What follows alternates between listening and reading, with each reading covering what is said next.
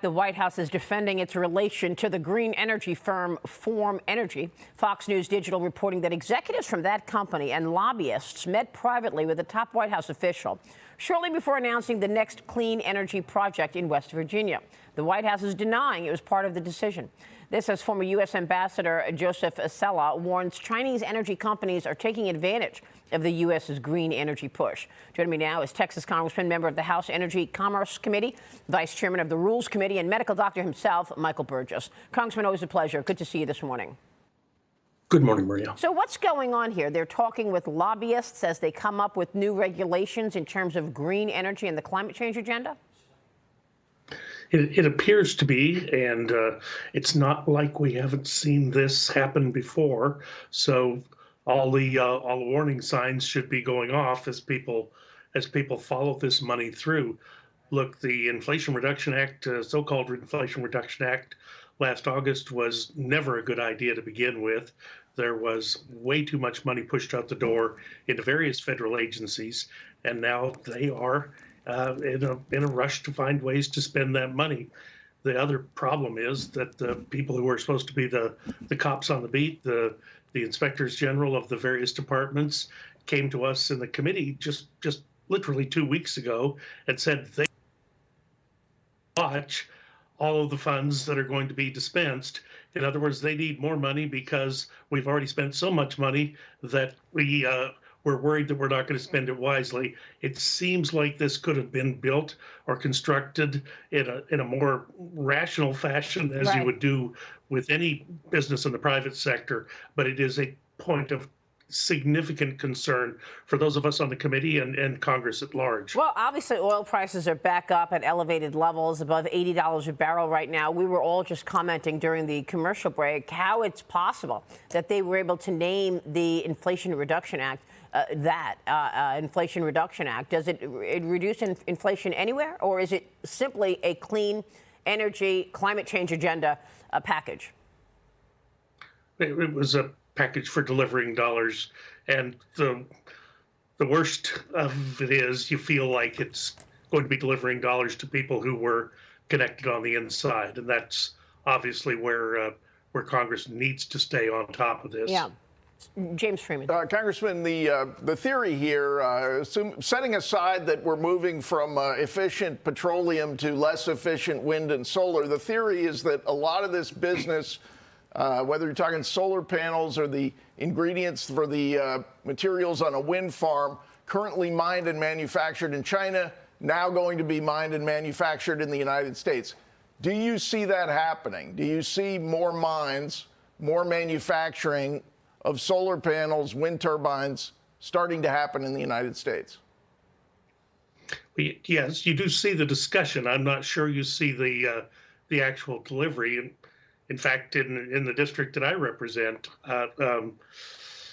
Intermountain Mining out in California has now developed a battery factory in Keller, Texas. So that was a good thing. That was a positive. That was all before the Inflation Reduction Act. So movement in that direction was actually already occurring. The problem is, of course, and haven't we learned our lesson from previous episodes like this, where dollars can just go out the door with no one really keeping tabs on what's happening, and the deliverable for the taxpayer turns out to be completely non-existent. Yeah, but I mean, this is a really important point that James brings up, because when you look at reality today is this climate agenda is sending money to agencies to actually send business to China.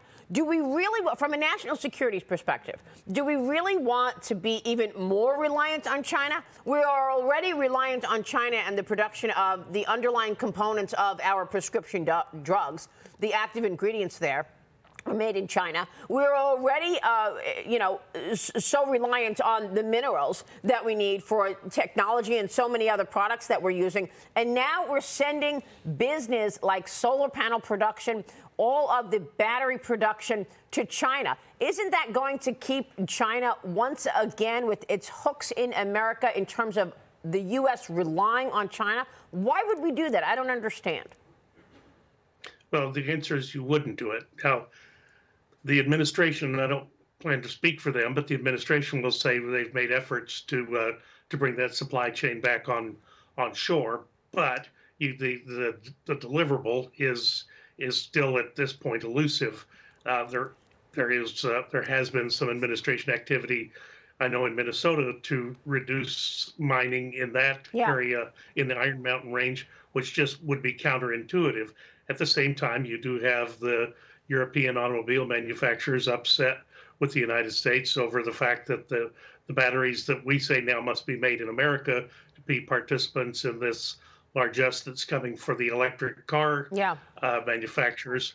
That I worry there that they're going to find a workaround and find a way to not make those products in the United States. That's right. And let me just say that the EPA is planning to cut more than 50% of vehicle emissions by 2032, which means 2 out of every 3 new vehicles sold will be electric within a decade. This is their goal. A new AP poll finds nearly half of Americans say they're unlikely that their next car will be electric. So, again, this administration is going completely against what we're actually seeing happening with the American people. Here's Michelle Tafoya. Jump in, Michelle. Well, yeah, I wanted to ask about that, too, and I live in Minnesota, so I know that the miners are not very happy with what's going on there. But also, the whole idea of nuclear energy, was that ever a part of this Inflation Reduction Act? Because it is the cleanest, maybe expensive on the front end, but very inexpensive on the long term. Was that ever part of this Inflation Reduction Act?